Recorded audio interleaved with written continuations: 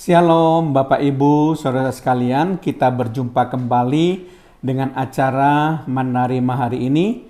Saya juga berharap supaya kita tetap memiliki sukacita, memiliki damai sejahtera, semangat karena kita sudah sebentar lagi akan merayakan Natal pada tanggal 25 Desember 2023 ini. Kita siapkan hati kita untuk menyambut Yesus supaya Yesus boleh lahir dalam hidup kita. Mari kita buka terlebih dahulu acara Menerima hari ini dengan doa. Terima kasih Tuhan kalau kami masih diperkenankan untuk belajar kebenaran firman-Mu, supaya dengan demikian Tuhan, kami akan memperbanyak waktu kami untuk menyelidiki firman Tuhan, sehingga kami boleh mengenal akan kehendak Tuhan, mengenal apa yang Tuhan mau dalam kehidupan kami. Dan Roh Kudus tetap akan memimpin kami supaya kami boleh berjalan tidak menyimpang ke kanan maupun menyimpang ke kiri, berjalan seturut dengan firman Tuhan. Di dalam nama Tuhan Yesus Kristus kami pelaskan doa kami dan mengucap syukur. Haleluya. Amin. Shalom Bapak Ibu Saudara sekalian. Topik yang akan kita bahas kali ini adalah manik-manik biru. Sekali lagi, topik yang akan kita bahas dalam acara Menerima hari ini adalah manik-manik biru. Nah, Bapak Ibu saudara sekalian, kisah manik-manik biru adalah kisah Natal yang menyentuh hati, yang pernah dimuat di sebuah surat kabar. Kisah manik-manik biru adalah kisah mengenai seorang gadis kecil yang bernama Jean Grace yang ingin memberikan hadiah Natal yang terindah untuk kakak perempuannya yang telah bekerja keras merawat dia selama ini. Ini merupakan Natal pertama bagi Jean Grace sejak ibunya meninggal dunia, dan ia merencanakan untuk memberikan surprise hadiah kepada kakak perempuannya. Gadis kecil Jean Grace pada saat itu dia sedang berdiri di depan kaca etalase sebuah toko pada suatu sore di musim dingin di malam Natal. Dahinya menempel pada kaca etalase, matanya yang besar dan serius menjelajahi setiap barang yang ada dan dipajang di etalase toko tersebut. Akhirnya gadis kecil Jean Grace menegakkan badannya dan menghembuskan napas lega. Setelah mencari sekian lama dan menemukan apa yang ia cari, ia mulai dengan langkah tegap melangkah masuk ke dalam toko itu. Toko itu adalah toko benda-benda kuno yang menjual barang-barang kuno seperti gelang, bingkai foto, cincin emas, kotak perhiasan dari perak, patung kecil dari batu giok, gading, barang porselen, mandolin, jam dinding antik, lampu kuno, pernak-pernik hiasan, benda-benda dari logam, dan lain sebagainya. Si pemilik toko bernama Pete Richards. Meskipun usianya belum mencapai 30 tahun, tetapi rambutnya sudah mulai beruban. Pete Richards mewarisi toko itu dari toko kakeknya, dan sekarang ia adalah pemilik toko setelah kakeknya meninggal dunia. Pete Richards yang ada di belakang meja penjualan menatap pelanggan kecil, dan ia ingin tahu apa yang diinginkan oleh gadis kecil itu yang masuk ke dalam tokonya. Kemudian gadis kecil itu berkata, "Pak, bolehkah saya melihat kalung manik-manik biru yang ada di etalase itu?" Pete Richards dengan tersenyum ramah mengambil kalung manik-manik biru yang terbuat dari batu-batu pirus asli yang mengkilat bercahaya di atas telapak tangannya. Terlihat sangat indah dan tentunya harganya juga sangat mahal. Pete Richards memberikan kalung manik-manik biru itu kepada si gadis kecil Jean Grace. "Sempurna sekali," kata gadis kecil itu berbicara kepada dirinya sendiri dengan wajahnya yang berbinar-binar bahagia. Lalu ia mengatakan, "Maukah Anda membungkusnya dengan indah untuk saya, kata gadis kecil itu. Pete Richard memandang lekat-lekat wajah gadis itu dan bertanya, "Kamu ingin membelinya untuk seseorang?" "Ya, kalung ini akan saya berikan kepada kakak perempuan saya yang telah bekerja keras merawat saya setelah ibu saya meninggal. Sedangkan ayah saya sudah meninggal dunia ketika kakak masih kecil dan saya masih bayi. Saya kasihan melihat kakak perempuan saya dan kebetulan ini adalah Natal pertama kami sejak ibu meninggal. Saya ingin memberikan hadiah Natal yang terindah untuk kakak perempuan saya." "Berapa uang yang kamu miliki?" tanya Pete Richards kepada si gadis kecil Jean Grace tersebut.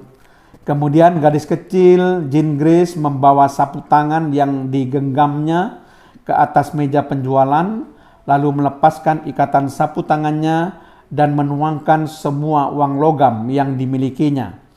"Saya mengambil semua tabungan saya," kata gadis kecil Jean Grace dengan penuh keyakinan, dan pandangan mata si gadis itu yang berwarna biru memandang Pete Richard dengan penuh kebahagiaan dan berisi harapan. Tentu saja sejumlah uang logam gadis kecil itu tidak akan cukup untuk membeli kalung manik-manik biru yang harganya jauh di atas itu. Tetapi Pete Richard tidak ingin menghancurkan kebahagiaan dan harapan si gadis kecil Jean Grace yang wajahnya polos bersinar sukacita karena ia dapat memberikan hadiah Natal yang terindah untuk kakak perempuan yang sangat dikasihinya dengan uang tabungannya.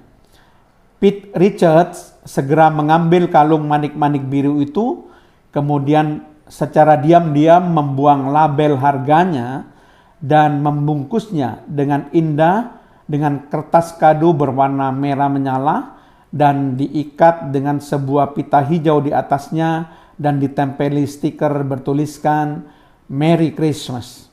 Ketika si gadis kecil menerima hadiah Natal pesanannya, ia tersenyum gembira menatap Pete Richards dan ia berlari keluar dengan sukacita, ingin segera bertemu dengan kakaknya dan memberikan hadiah Natal terindah untuk kakaknya.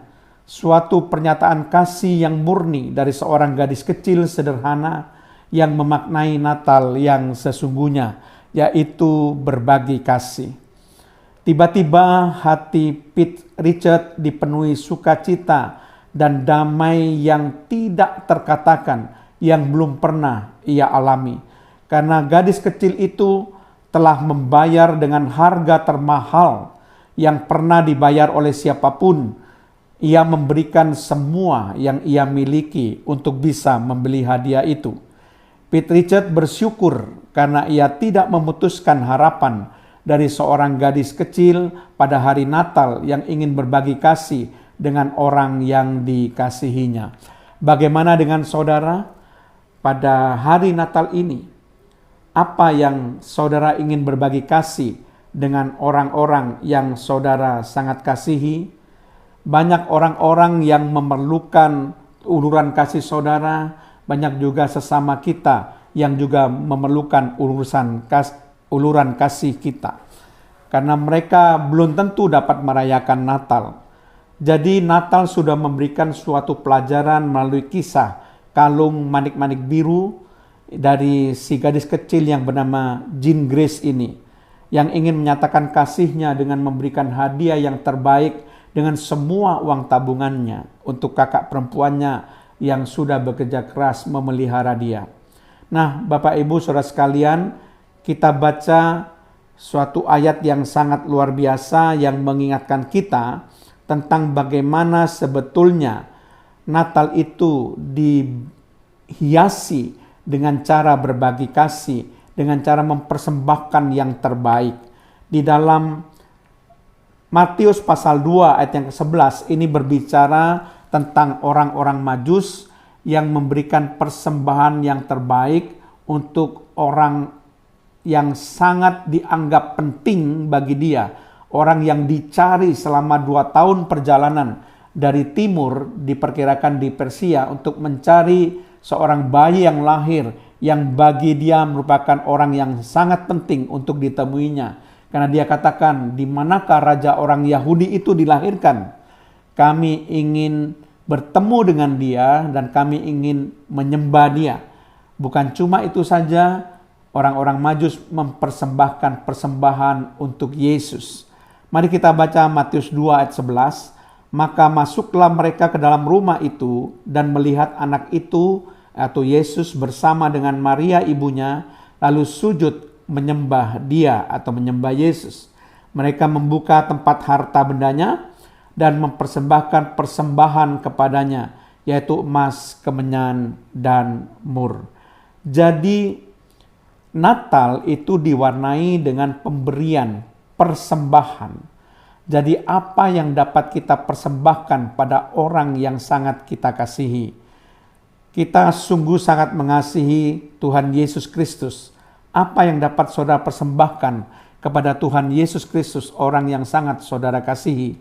Karena Yesus sudah lebih dahulu mengasihi kita dengan memberikan nyawanya, mati di atas kayu salib untuk menyelamatkan kita dari dosa, sehingga kita tidak masuk dalam neraka kekal.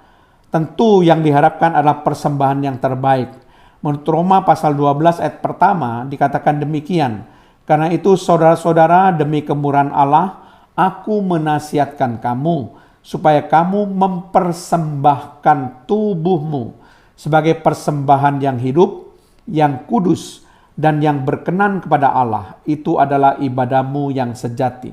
Jadi persembahan terbaik dari kita kepada Tuhan yang kita kasihi adalah persembahan tubuh kita, persembahan hidup kita, karena itu adalah persembahan yang berkenan di hadapan Tuhan dan persembahan yang kudus dan persembahan yang hidup, persembahan yang terbaik yang dapat kita berikan kepada Tuhan. Demikian juga apa yang dapat saudara bagi kepada sesama kita, karena firman Tuhan dengan sangat jelas mengatakan bahwa kasihilah sesamamu seperti dirimu sendiri. Mungkin ada orang-orang yang membutuhkan uluran tangan saudara.